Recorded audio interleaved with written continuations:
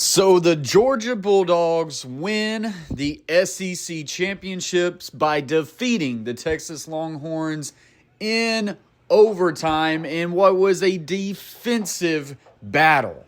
Now, the biggest question is, how does this shake up the college football playoffs, and who does this affect the most? Is it Georgia or is it Texas? Like I say, this was a heck of a defensive matchup. It was 6-3 at a halftime in favor of the Texas Longhorns. And right before half, Georgia lost their starting quarterback, Carson Beck, with an elbow injury that was going to keep him out the rest of the game.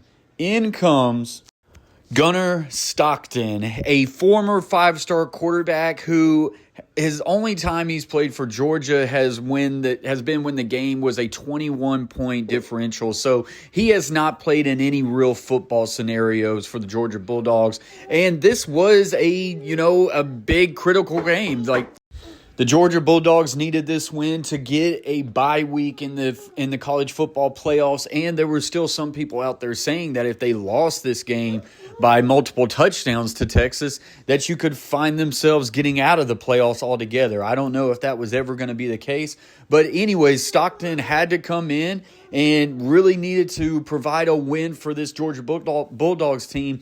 And Stockton, for the most part, played his freaking tail off. There was one thing for sure that he told himself coming in was that he was not going to be timid. This guy did not slide one time. They might have to talk to him about it, but you could tell that it really shot this Georgia team like a shot in the arm of steroid as they just fed off the way he played.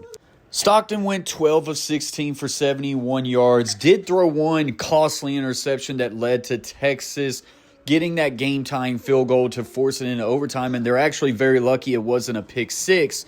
But regardless, he managed the game, and he kept this Georgia Bulldogs in it, and then had a critical first down run in overtime that he just got decapitated on. Helmet came off, and a one-armed Carson Beck had to come in and hand it off to Etienne.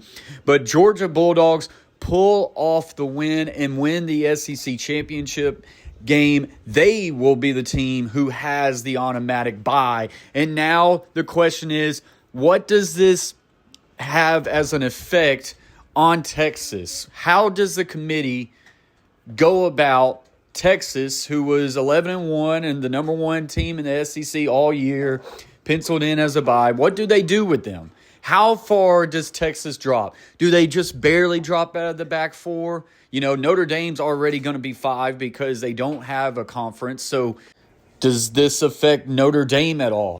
Does Notre Dame, even though they didn't play this week, do they drop to 6, or do they climb up and now Texas goes to 6? How does Texas drop further than 6 and now they don't even have a home game? To me, I don't think that's possible. I mean, their only 2 losses are to Georgia, who just won the SEC championship game. You would think Texas would host a home playoff game, but it's this committee, guys. We have no clue how this is all going to shake up and what the ramifications are going to come for this. When you think about Texas, it's just another game against Georgia where their offense just could not get going. Quinn Ewers, just for some reason in the big moments, he just leaves you with you're supposed to be better, and it just doesn't happen for Quinn Ewers and this Texas offense, and they're going to have to get those things figured out. Texas has a great defense. You got to feel good with what their defense gives you, but just the line of scrimmage was established by Georgia, and they were able to kind of just manage this game all the way through, and now it's going to be really interesting to see who Texas shakes out to be. And then on Georgia's side of it, what does this mean for Carson Beck? How serious is that injury? They're going to have extra time off now with the bye week.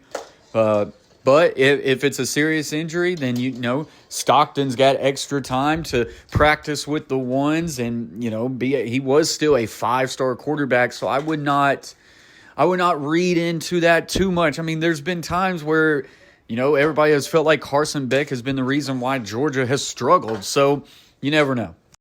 But Georgia overtaking the SEC championship and taking that automatic bye will have some ripple effects. It's going to be interesting to see what comes from it as far as the committee is concerned.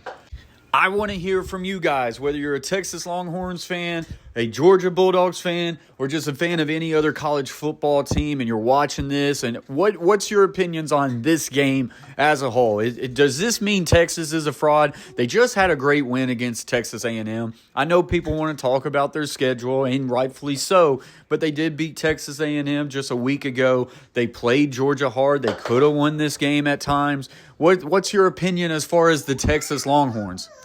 What's your opinion on the Georgia Bulldogs? It's kind of been an up and down kind of year for Georgia, but here they are again, SEC champions. Going to have a bye week in the college football playoffs. Can they run the table again? Let me know what you guys think about this in the comments section below. As always, guys, if you like this video, please do me a favor. Hit that like button. It helps it out. Subscribe to the channel. That way you don't miss more football news like this and film breakdowns going forward. And as always, stay humble, stay kind. Peace.